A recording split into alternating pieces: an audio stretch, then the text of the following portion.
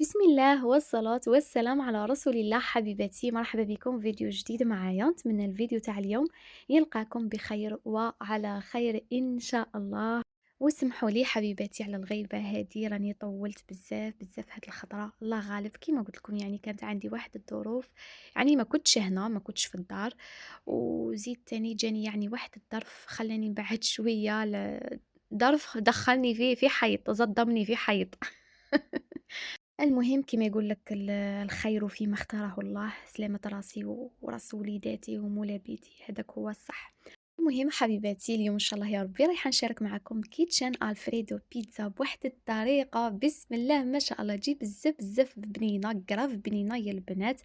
ولا بيتزا القوارب كما يسميها البعض، بواحد الصلصه بسم الله ما شاء الله، والله ما تنشبع يا البنات.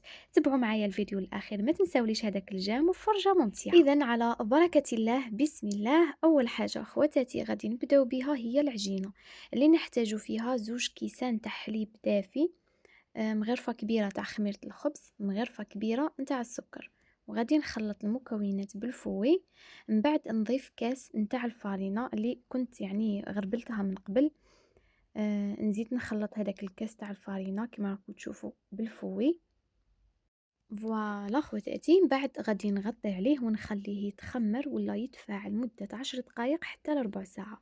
ونروحو هنايا باش نتبلو الدجاج تاعنا. عندي هنايا صدر تاع الدجاج اللي كنت قطعته مربعات صغيرة، درت له شوية تاع الملح، الفلفل الكحل، سكينجبير، الكركم، تابل الدجاج. عندي تاني شوية تاع لاموطارد، عندي ثوم بودرة، الا ما كاش عندكم سكرفجو واحد السنين هكذا ولا زوج سنينات تاع الثوم، وعصرة تاع القارص، وشوية تاع الزيت هكذا، واحد زوج مغارف كبار تاع الزيت.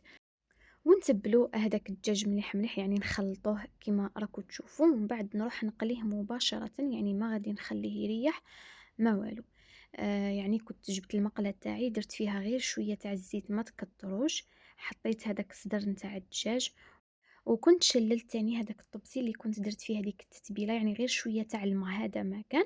وغادي نخلي الدجاج تاعي يتقلى في غرته. نعاودو نولو هنايا للعجينه تاعنا، او عفوا للخليط كما راكم تلاحظوا بعد ما تفاعل او تخمر. ضفت له كما شفتوا 4 مغارف كبار نتاع الزيت، مع صفار عفوا بياض حبة بيض، والصفار نحتاجوهم بعد ان شاء الله، ومغرفة صغيرة نتاع الملح. وغادي نخلط المكونات بالفوي. فوالا، من بعد نبدا نطم في العجينة تاعي بالفارينة. كما شفتوا هنا كنت ضفت زوج كيسان تاع الفارينة. بالنسبة لقياس الكاس اللي استعملت دائما نتاع 220 مليلتر. هنا غادي نخلط بالمغرفة هذه تاع الحطب، ولا بسباتول، ولا بالمغرفة عادية يعني تاع اللي ناكلوا بها. خلطوا مليح مليح البنات كيما هكذا، شغل تبقاو تخبطوا في العجينه تاعكم. ونزيد نطمها كما راكم تشوفوا هذا الكاس الثالث نتاع الفارينة. وغادي نضيف تاني مغرفة صغيرة تاع خميرة الحلوى، ونكمل نلم العجينة تاعي. بالنسبة للقوام لازم تكون عجينة طرية، وتكون تلصق شوية في اليد، تقريبا كيما يعني كيما لاباط نتاع البيتزا. فوالا. بالنسبة للفارينة كنت درت 3 كيسان ونص البنات، يعني هذا الكاس الثالث كنت كملته وزدت نص كاس واحد آخر. وهذا يبقى دائما على حسب النوعية تاع الفارينة اللي راكم مولفين تخدموا بها. أنا البنات ديما نخدم بسفينة. هنا بعد ما لميت العجينه تاعي كما راكم تشوفوا، حطيتها سور بلان دو طرافاي، وغادي نعجنها غير واحد الدقيقه هكذا ولا 2 دقائق، هذا ما كان. من بعد ندهنها بشويه نتاع الزيت، ها هي كما راكم تشوفوا، ونغطي عليها ونخليها تخمر حتى يعني يتضاعف الحجم تاعها. نعاودو نروحو هنا للدجاج تاعنا كما راكم تشوفوا لكم البنات، هنا راه طايب زبده. غادي نخليه غير شويه هكذا يتحمر غير باش يجيني بنين، ونطفي عليه. ونروحو هنا باش نوجدو الصلصه البيضاء ولا صلصه الجبن اللي غادي نحتاجوها في البيتزا تاعنا. عندي كاس تاع حليب مع كاس تاع كريم فريش مع مغرفه صغيره تاع المايزينا. غادي نخلط كل شيء بارد في بارد، ونحط الكاسرونه تاعي فوق النار مع التحريك المستمر، يعني بدون توقف خواتاتي، باش هكا ما يديرولكمش هذوك لي غرومون.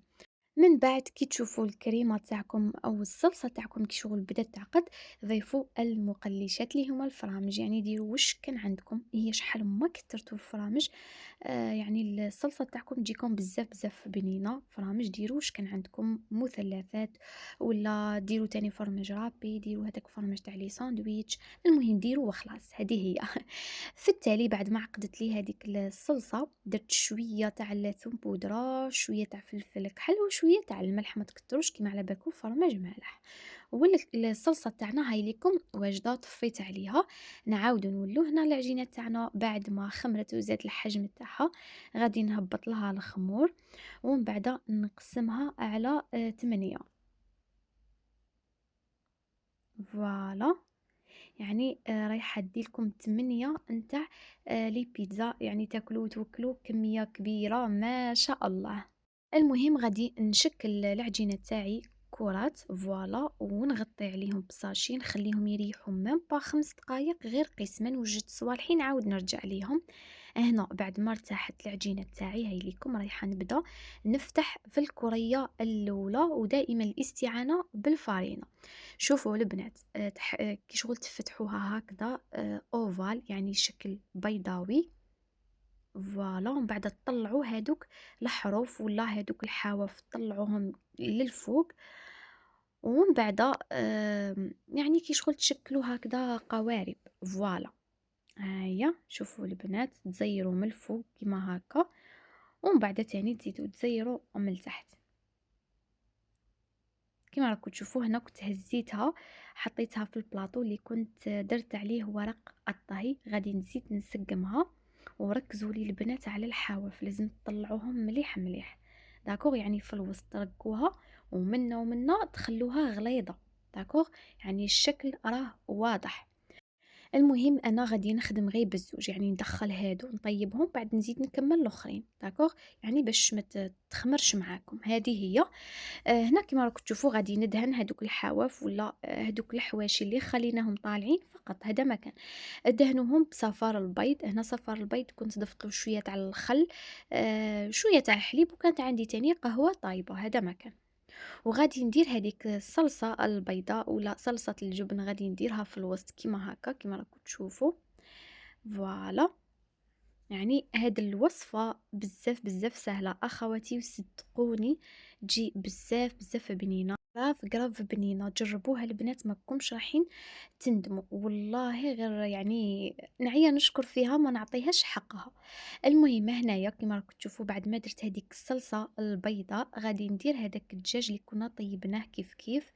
غادي ندير تاني شوية نتاع الشامبينيون اللي يبقى اختياري، مام تقدروا ديروا فيونداشي، يعني كل وحده ومقدورها وماشي ضروري ديروا واش درت انا، هذه هي. المهم بعد ما درت الشامبينيون غادي ندير فرماج رابي من الفوق، انا هنا كنت درت الشيدار. وغادي ندير تاني من الفوق تزيين بسيط شويه هكذا تاع الاعشاب العطريه فوالا. وندخل البيتزا تاعي للفرن كنت مسخنته على اعلى درجه، غادي نطيبها من تحت ومن الفوق في نفس الوقت. وغادي نكمل بنفس الطريقة مع كامل العجينة اللي بقات لي. وهاي لكم البيتزا تاعنا بعد ما تحمر لي هذاك الفرماج وداب الله الله وتحمروا هذوك الحواف، خرجتها من الفرن والشكل نتاعها راهي شهي، ان شاء الله شهيتكم في الجنة. جربوها البنات ما كومش رايحين تندموا. وما تنساوش تسجلوا الوصفة عندكم يعني تحتاجوها في رمضان، ما بقالوش بزاف وان شاء الله يدخل علينا بالصحة والهنا علينا وعلى حبابنا وعلى الناس اللي عزاز علينا ووليداتنا ان شاء الله يا ربي. وهنا بيان سور غادي نقسم معاكم، شوفوا لي البنات هذيك الخفه، شوفوا هذيك الطراوه، شوفوا لي هذاك التفرميج، هذيك لاصوص كيفاش راها تبان. ان شاء الله يا ربي شهيتكم في الجنه، اللي شهيتها تسمح لي. ونتمنى الفيديو تاع اليوم ولا الوصفه تاع اليوم تنال الاعجاب تاعكم. الى عجبتكم ما تنساوليش هذاك الجام، ربي يفرحكم. الى الفيديو القادم ان شاء الله، نحبكم بزاف بزاف ومع السلامه. وما تنساونيش بدعواتكم حبيباتي.